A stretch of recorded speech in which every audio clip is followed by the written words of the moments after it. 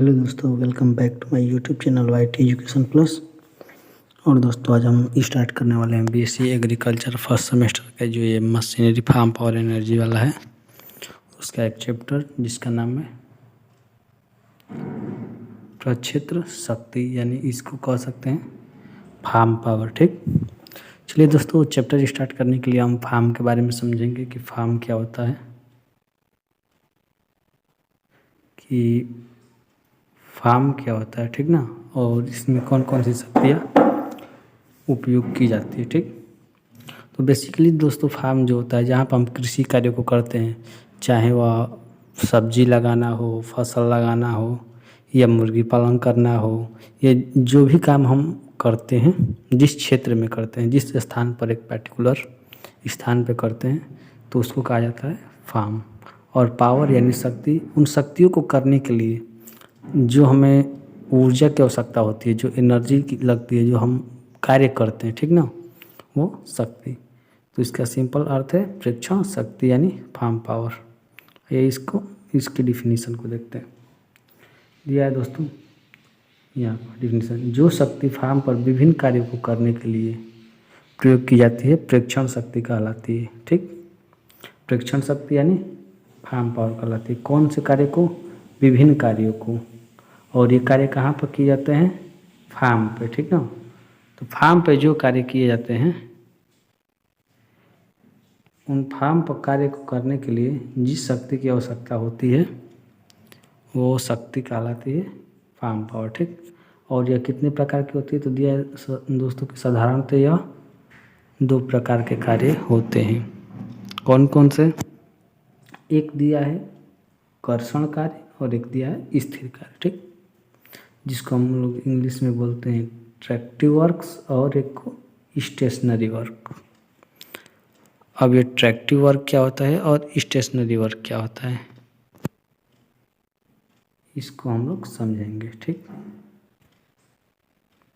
कि tractive work क्या होता है और स्टेशनरी वर्क क्या होता है। ठीक ना, देखिए दोस्तों, कर्षण कार्य जिसको हिंदी में बोलते हैं ट्रैक्टिव वर्क, हम कोई भी काम जो करते हैं, जो एक स्थान से, यानी यहाँ पर कोई काम कर रहे हैं और फिर यहाँ पे कोई काम करने लगे हम, ठीक ना, तो कोई काम हम यहाँ से यहाँ पे जाके करते हैं, फिर यहाँ से यहाँ पे आके करते हैं, यानी एक स्थान से, यानी इस स्थान से इस स्थान तक और इस स्थान से इस स्थान तक, यानी एक स्थान से दूसरे स्थान तक जाकर हम जो भी कार्य करते हैं तो आता है कर्षण कार्य यानी ट्रैक्टिव वर्क में। ठीक, और स्टेशनरी वर्क यानी स्थिर कार्य, जो एक स्थान पर रहकर, पार्टिकुलरली हम एक यहाँ पे कुछ काम कर रहे हैं तो हम यहीं पर रह के काम करेंगे, जो भी काम करना होगा, ठीक ना, नहीं इधर जाएंगे, नहीं इधर जाएंगे, नहीं इधर जाएंगे, ठीक ना, तो स्थिर कार्य के अंतर्गत आता है। तो चलिए इसकी परिभाषा देख लेते हैं।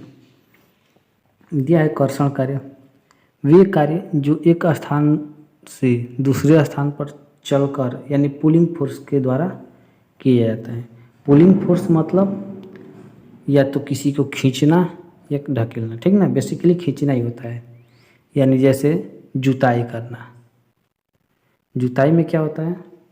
जुताई में होता है जैसे ट्रैक्टर हल को खींचता है, ठीक ना, निराई गुड़ाई करना, खरपतवार को हटाना, निराई गुड़ाई करना, ठीक ना, मड़ाई करना, बुआई करना, ओसाई करना, बोझा ढोना।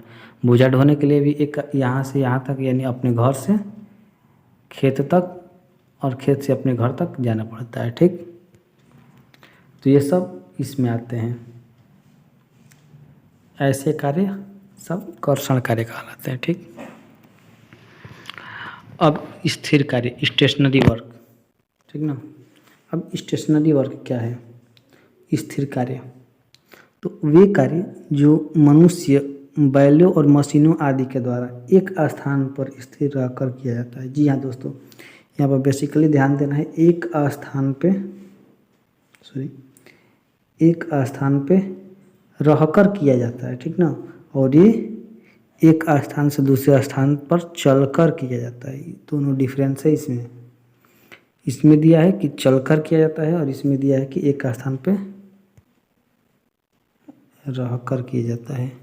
जैसे पानी उठाना, चारा काटना, गन्ने का रस निकालना, बिजली उत्पन्न करना, दाल दलना, ये सब काम एक स्थान पर, एक पार्टिकुलर स्थान पर बैठकर किया जा सकता है। और इसमें हम कौन कौन से कार्य कर सकते हैं, जैसे किसकी सहायता ले सकते हैं, तो मनुष्यों की भी, बैलों की भी और मशीनों इत्यादि की भी सहायता ले सकते हैं। यानी इनके द्वारा भी जो काम एक स्थान पर किया जाता है, रहकर एक स्थान पर स्थिर रहकर किया जाता है, तो वह स्थिर कार्य के अंतर्गत आता है। ठीक, अब देखिए दोस्तों, इनके प्रकारों के बारे में बात कर लेते हैं। तो दिया है आगे कि फार्म के सभी कार्यों को करने के लिए निम्न शक्तियों की आवश्यकता होती है। और जो फार्म पे जो हम कार्य करेंगे तो उनके लिए कुछ न कुछ शक्ति चाहिए, और फार्म पर कार्य करने के लिए कौन कौन सी शक्तियों की आवश्यकता होती है, इसके बारे में हम लोग देखेंगे। ठीक, तो इसमें पहला दिया है मानव शक्ति, ह्यूमन पावर। ठीक, दूसरा दिया है पशु शक्ति, तीसरा अंतर्दहन इंजन शक्ति, चौथा ट्रैक्टर शक्ति, पांचवा विद्युत शक्ति, छठवा वायु शक्ति, सातवां जल शक्ति, आठवां आणविक शक्ति और नौवां सूर्य शक्ति। ठीक, तो अब